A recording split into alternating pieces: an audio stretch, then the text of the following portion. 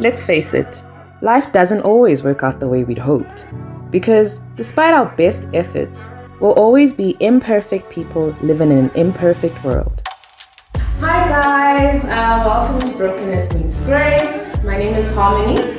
Hi guys, I am Karabo. Brokenness Meets Grace is a podcast that highlights how God uses our brokenness for His glory by picking up our broken pieces and filling up our cracked pots with His light and love. I'm still not a good person, but just thinking back on the things that I did, and the stuff that I was part of, still found purpose in somebody like that just blows my mind. I get angry with God, and there are times where I can't see Him as my Father. I struggle with that, and by His grace, He always brings me through it. Join us as we share our personal experiences with brokenness and how Christ used His grace to turn it into a beautiful story. I still make mistakes. There's stuff that I still struggle with. I'm not as keenly as the stuff of my past, but there's stuff that I really just pray every day that He helps me get through. We are all trying our best to make it in the world, and that by God's grace, if you are still alive, there's still time for you to reconcile and to just get some sort of joy out of the world. We are not the standard. We are just trying to figure it out. Brokenness meets grace. It may be broken, but it's in the hands of the potter.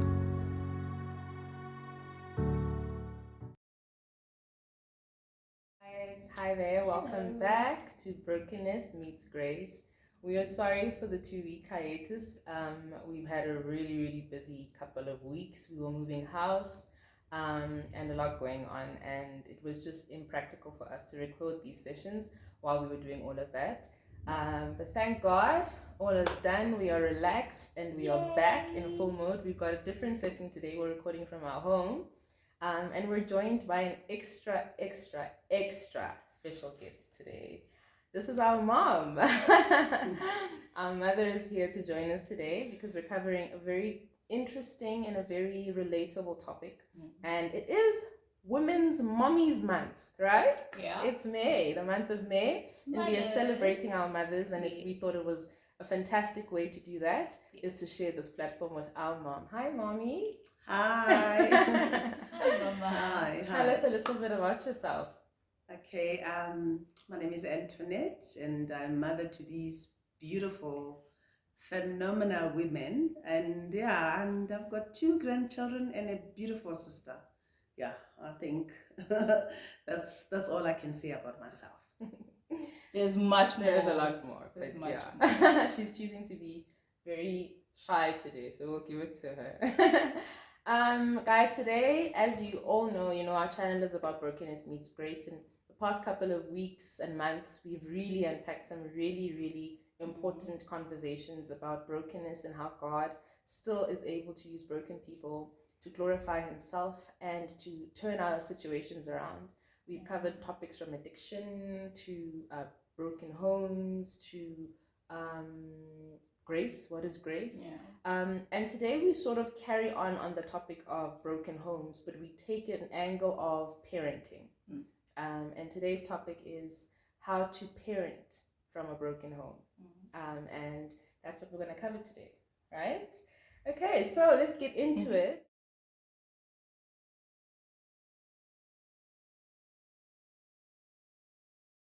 I don't know, for me, in terms of the relation with Brokenness Meets Grace and broken homes, there's a lot of ways that you can come out from a broken home, and they sort of trickle into every element of your life. And I thought it was a very important topic to cover, parenting, because we become parents, the kind of parents we become is determined by how we were raised, and our perspective about that. So for me, this topic is very important because it sheds a light on the people that we become as a result of a broken home, but most importantly, the people that we raise. So I don't know. I'm going to ask each of you for your input on this. I'll start with you, Mommy, our guest. But what do you think is the role of a parent in a child's life? We are meant to be incubators, God's incubators. That's the most important role. We were created by God to be vessels where we incubate the seed that He has given us as parents.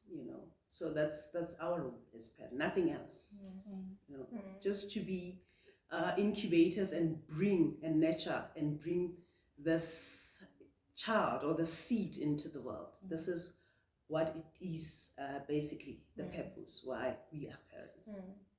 Yeah. And it's an interesting perspective, I like the word incubate, because it relates to ensuring that something develops in a safe environment. Yes. It relates to ensuring that something grows to its full potential, but from a restricted and a safe environment where it's not affected by external forces, Yes. and its growth is not inhibited by external things. Yeah.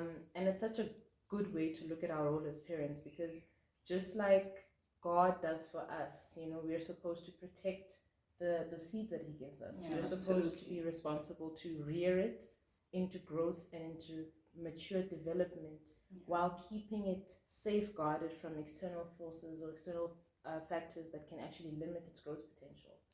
Absolutely. And you, Carol, what would you say is the role of a parent in a child's life?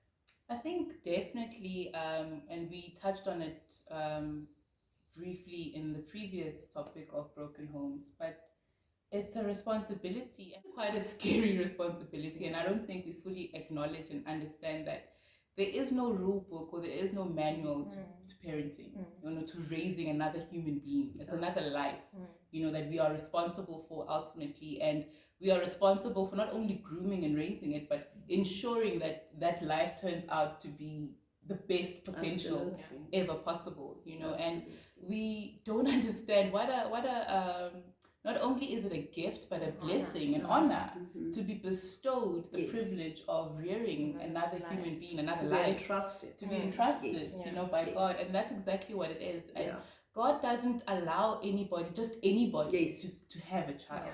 I think it's definitely an entrusting, and when He gives you that responsibility, He fully knows that you are able. You're capable. To rear it and to bring it upright. So I think for me, first and foremost, let's understand that. When it comes to what, like Mommy said, and being an incubator, but it's just so much. And if we fully understood the role that each parent, a mother and a father, needs to play in bringing up that seed, you would actually be not fearful, but revere it.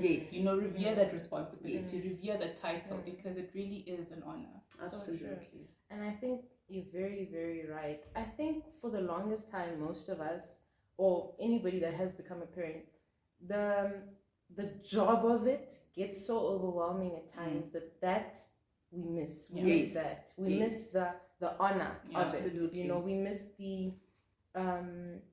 the importance of that role, and just how important it is to actually steward these lives in the right way. And for me, the role of a parent is that it's a role of stewardship. I like to think of it as that God borrowed us these lives. He lent us. I think the most important thing that every human being can come into understanding is the fact that you own nothing. Yes. You own absolutely nothing. Everything comes from God. Yes. Everything belongs to God, and everything that is done should be done for God. And that includes having children. Yes. The fact that God has entrusted you with a life, with a seed, is to ensure that you steward it correctly. You don't even own your kids. Absolutely. You have to ultimately report back to God at some point and say, this is what you gave me and this is what I did with it. And I think because we get so overwhelmed with this nature of parenting sometimes, that gets away from us. It just becomes this, oh my God, I just want to feed these people. You know what I mean? I just want to make sure they don't die on me. They live and they go to school and then they get out my house. I found myself telling my kids that from time to time, that turn 18 and leave, I'm done. But it's a real honor. It's a real honor. And I think the role of every parent in a child's life is to set that foundation. To make sure that they understand that everything that they have as a gift from God, and they should utilize every gift, for the glory and honor of God. And I think that foundation is important.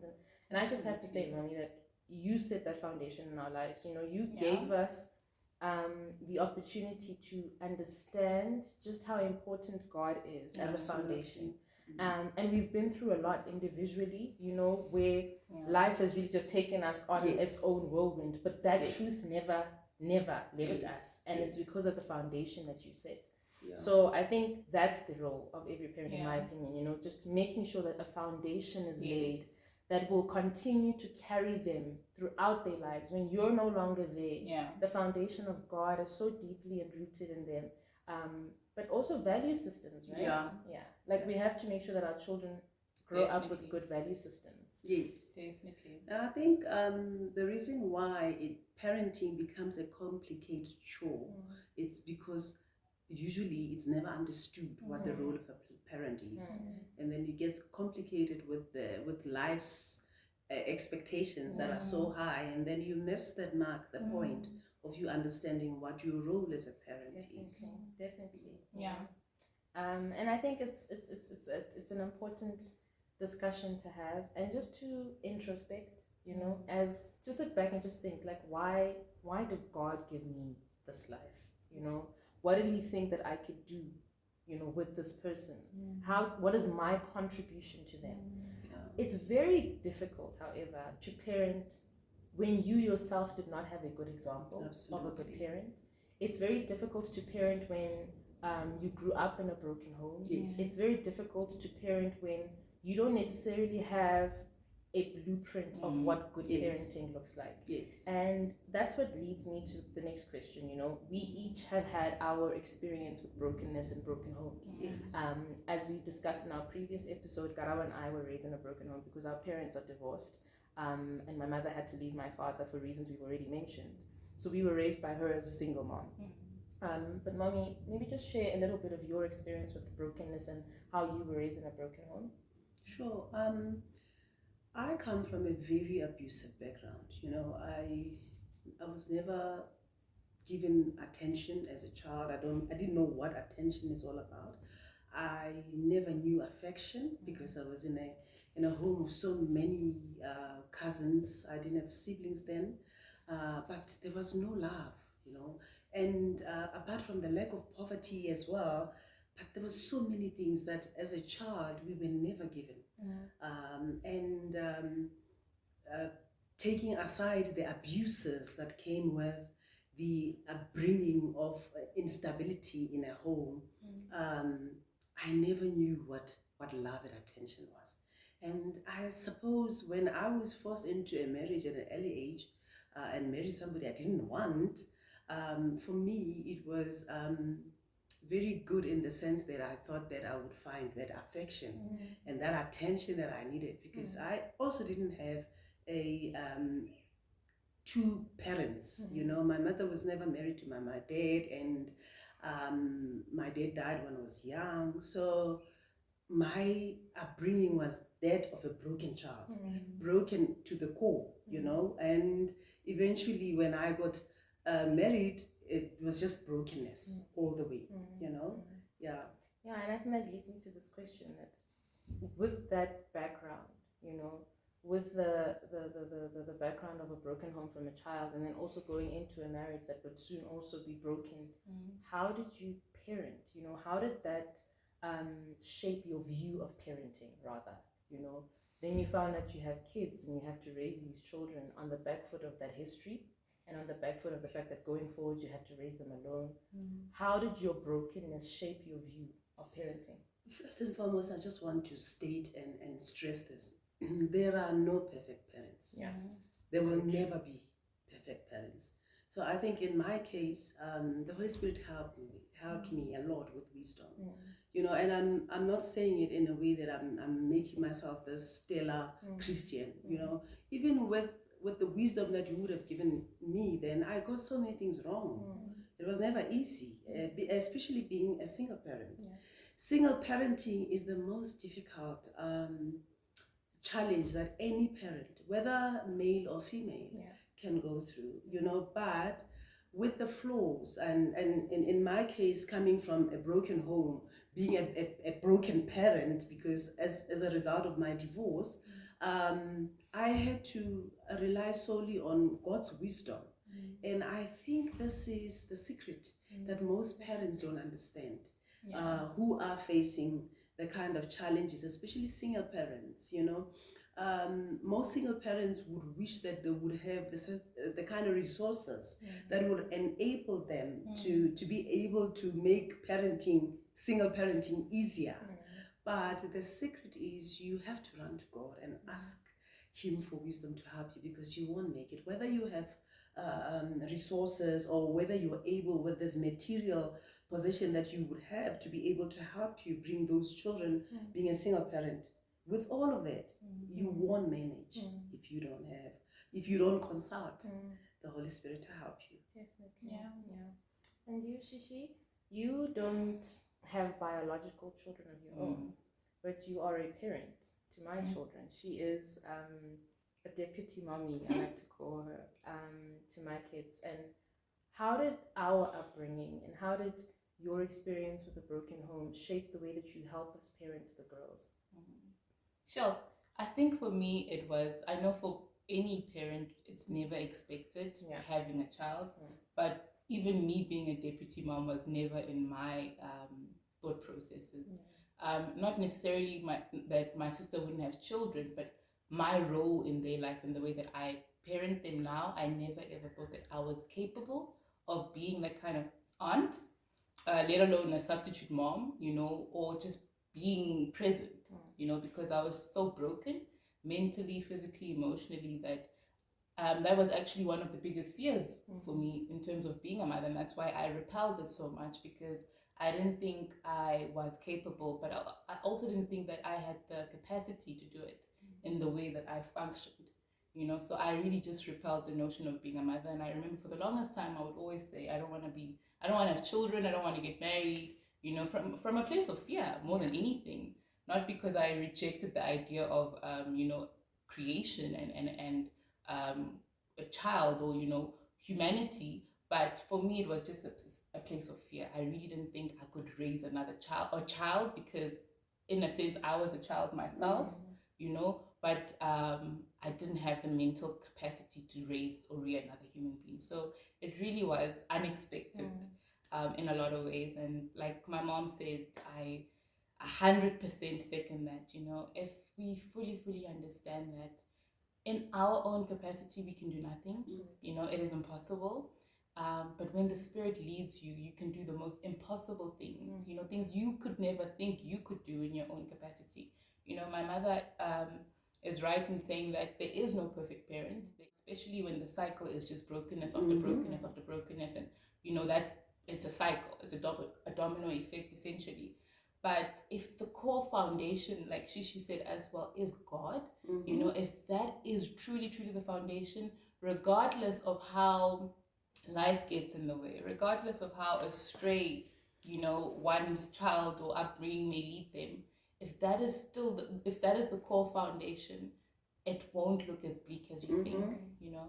And I'm just really blessed to be able to say that I am an aunt to two remarkable children, and like, it's instinct in a sense as well. I haven't trained for it, I don't have reference for it, but I have a built-in instinct to know I need to feed them, you know, I need to clothe them, they need to bathe, I need to help them with their homework. You know, it's not this thing where my mom needs to say, this is the list, this is what you do.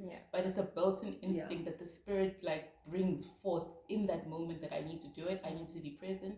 You know, when my sister's not around, automatically, no one says it, but I assume the responsibility in that moment to be a mother to them, you know. And it's the easiest thing as well. It's not conflict, you know, I'm not battling that role. So it really is supernatural. It's really just a divine it's absolutely wisdom, divine. you know? I must just add, it's absolutely divine in the sense that, you know, in our culture, when you're an aunt, it's called mawani.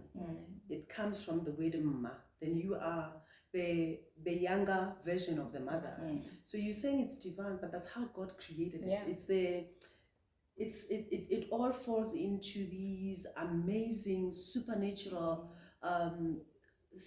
plans that we don't understand that God has created.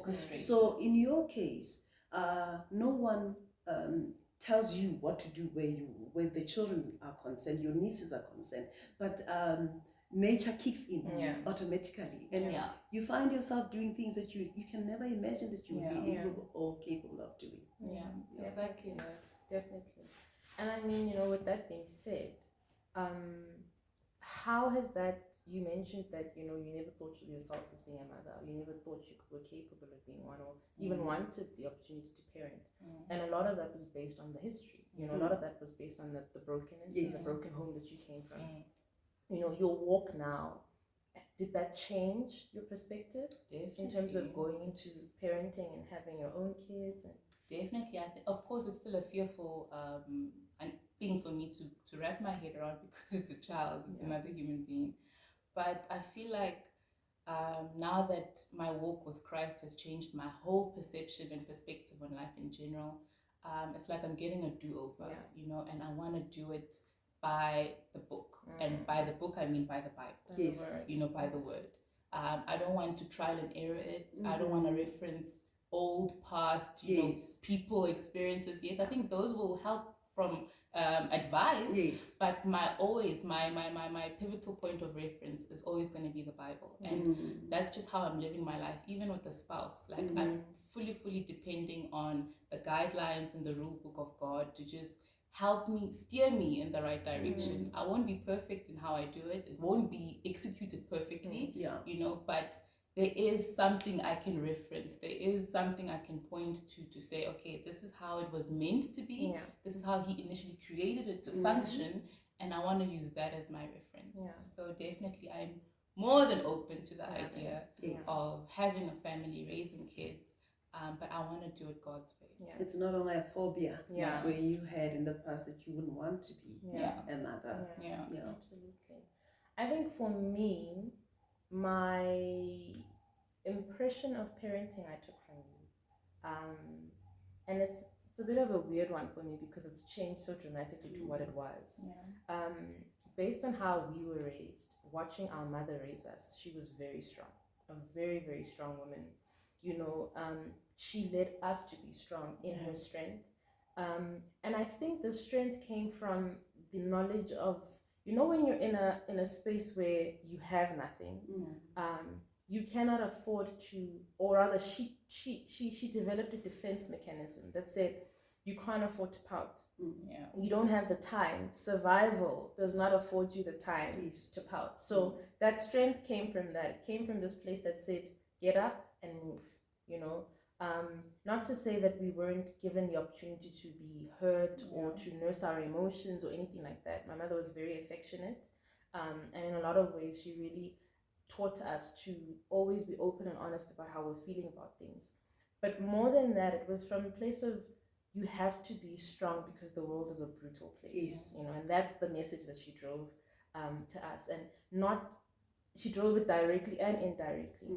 And the indirect manner in which she drove it to us was how she parented us, watching her from the side, observing. And all we saw was strength. All we saw was determination. All we saw was independence, And I think what I took from that is that I always wanted to be a parent who didn't need anybody. I always wanted to be so good at being a mother that it doesn't matter if anybody was around to help me, I would keep it moving for my children, And that's what I took. And it isn't a bad thing. My mother used that's all she had at the time, and she needed to be strong for us. She needed to be, the one that carried the pillar, And I took that going into my parenting when I had kids.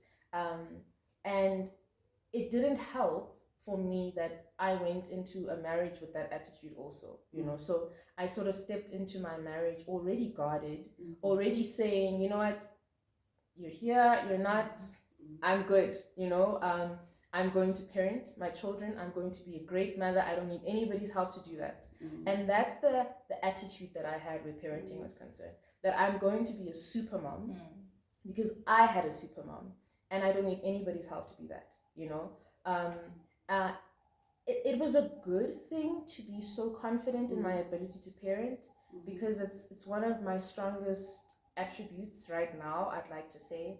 I'm like Mom said, nobody's perfect. We are all so imperfect and we get it wrong so often. But the one thing that I really, really think I do really well is being a mom, you know. So it was a good thing in the sense that it really developed my confidence in being able to be a good mother. But as I grew and as I watched my children grow, I learned to understand that that perspective needed to change. Yes. Not for me, but for them. To show them that as we grow, God wants us to be able to lean on other people to help us. God wants us to be able, He sends people our way to show us love. He sends people our way to show us that support that we need. You know, that man is not an island. And with the mentality that I had as a parent, you know, that I can do this on my own, I don't need anybody, to show that to the children wasn't going to help them to be dependable people, and also to have people in their life that depend on them. But most importantly, when it came to you know, the dissolution of my marriage, it created a void between how I parent them and how their father parents them, and there was a wall, you know. And we'll get into that a little bit more. But for me, God has taken my parenting journey, and what I interpreted a parent to be after I watched my mother raise us from a broken home, to what I interpret parenting to be now is completely different. In fact, not completely different. I'd say it brings the two together, but it does it beautifully. Yes, you know, it's a beautiful, beautiful balance. And that has definitely changed over the years. And that brings us to the next question that I have for you guys. Define your parenting journey, Mommy, you know, from, you know, and what you've learned from it. So you've obviously raised us, we're old, not that old, but we're old. But we're old. But define that journey, you know, so similar to what I was talking about now, about how I've watched my parenting journey metamorph over the past, my eldest is only 11. So over the past 11 years, I've watched it change. And I'll get into that some more now. But for you, describe that journey, you know, and what did you learn from it? What a remarkable thing to be a parent, you know. I know that every parent will tell you that there are certain days when they wake up and they look at their children and they wonder that, are these mine? Because irrespective of how broken your home is, there's still that that creativity that God shows through your offsprings.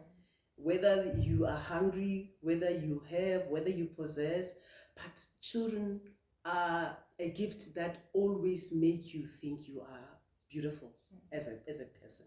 And whether you're a father or a mother.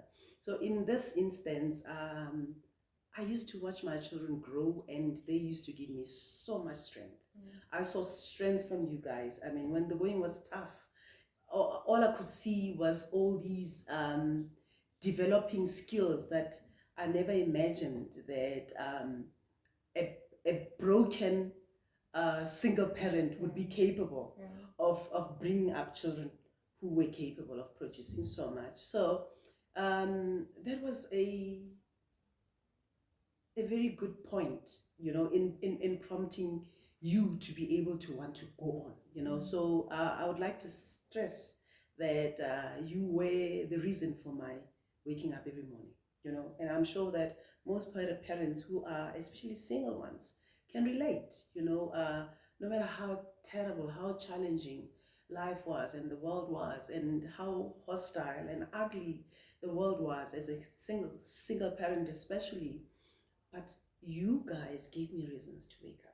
I had so many times where I wanted to end it all and say, that's it, I can't do this anymore.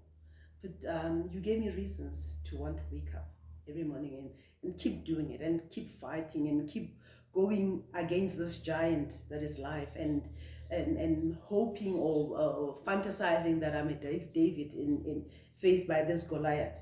And the strength behind that was you. You know, you gave me that power to want to do it again.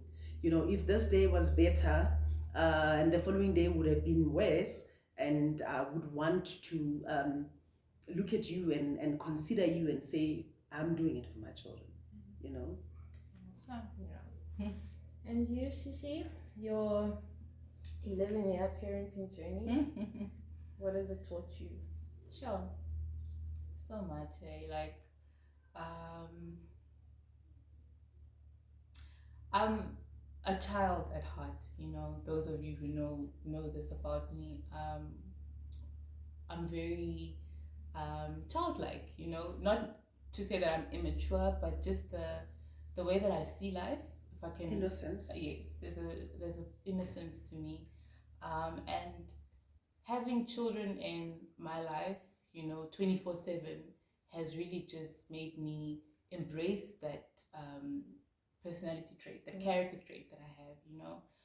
I just look at them and I just see how pure and beautiful and innocent life is, from that age, and being surrounded by that purity is so refreshing, daily. I mean, I can get away in my head and I can be all, emo and mental and stuff, but when I look at my nieces, it helps me just let go of being so Rigid. caught up in my mind, because there's just such a pureness about children that is beautiful, So for me, because of my character, the innocence and the purity of my nieces has really just given me a fresh wind in life and how I see things, and also my faith.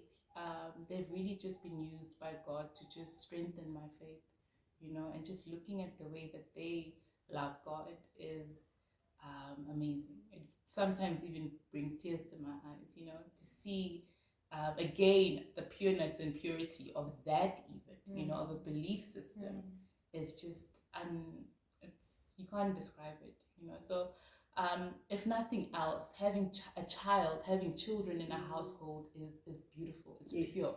It's a pureness you don't see anymore in adults, because we're so jaded by our pain, by our, and when you have that kind of innocence in your midst, it just gives you a beautiful perspective of life.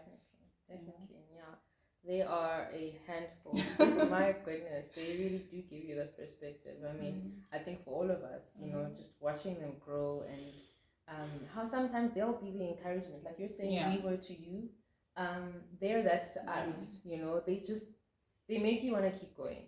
Because they just have this strength about them. And this faith. They have like a crazy faith, and nothing scares them. And we really, I think all three of us take our cue from them. We really, really do. True. And for me, my journey, like I said, God has been so amazing. Like I said, when I initially became a mom, I took on that perspective of parenting, that I had to parent from a point of view of independence, because that's all I had to look at growing up, and that became what I thought was my superpower, to be an independent mother who teaches her children, who are girls, to be independent and to be strong also. And after my divorce, I think there was a lot of bitterness and a lot of anger, but also because of that perspective, I felt like I could parent independently,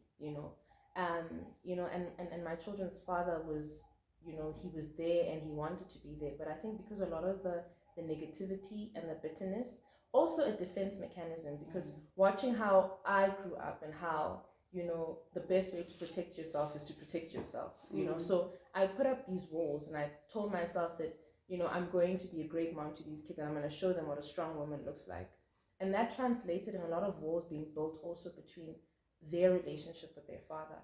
And I think as women, we do this quite often out of a response to pain, and out of our response to, I don't know, the rejection that sometimes comes with breakups or divorce or, separation, is we get so emotionally attached to someone that when they leave, or when we leave them, or when the relationship deteriorates, when there are children involved, we forget that because we are so invested in nursing the emotions that we're going through.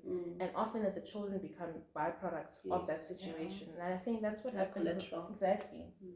And I think that's what happened with me for quite a period in our life. And I'm just so grateful to God that only He could come and make me understand that, yes, you were raised by a single parent, and yes, the circumstances that your mother became a single parent were terrible, but you don't have to parent your children that way. Yes.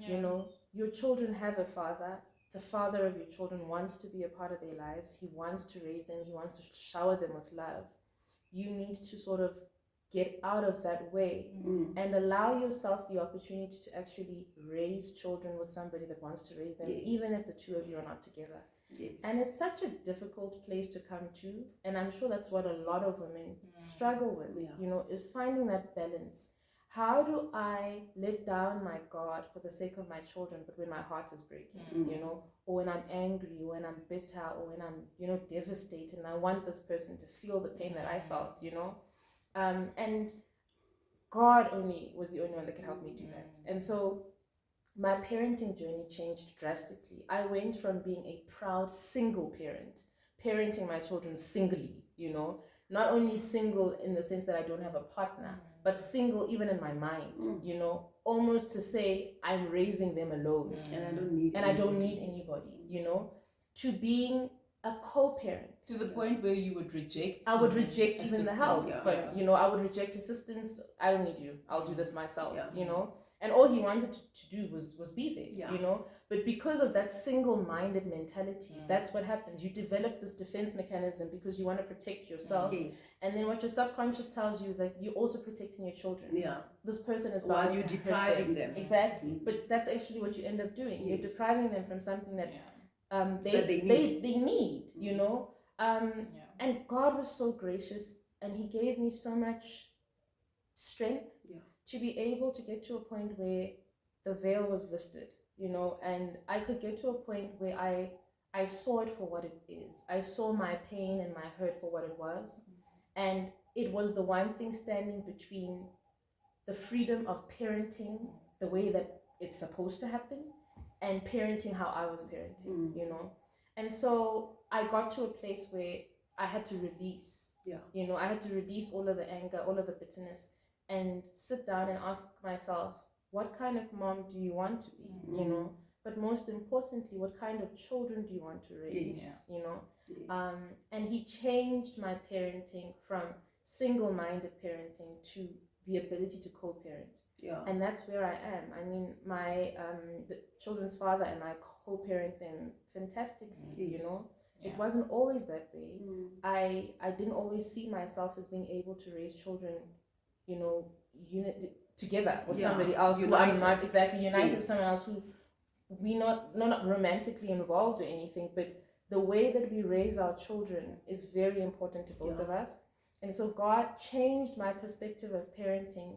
He made it not be about me and how much strength I have, but he made it become about me, him, and what we need to impart to them, and how we can be better suited to be good for them so that they can grow into women who know what love looks like, women who also know what strength is, and that's what the balance. So he made you and him understand the definition of you being incubators. Exactly. You know, you did not miss the mark of you, because a role of parent is to bring them into this world, to give them back to God. Exactly. You know.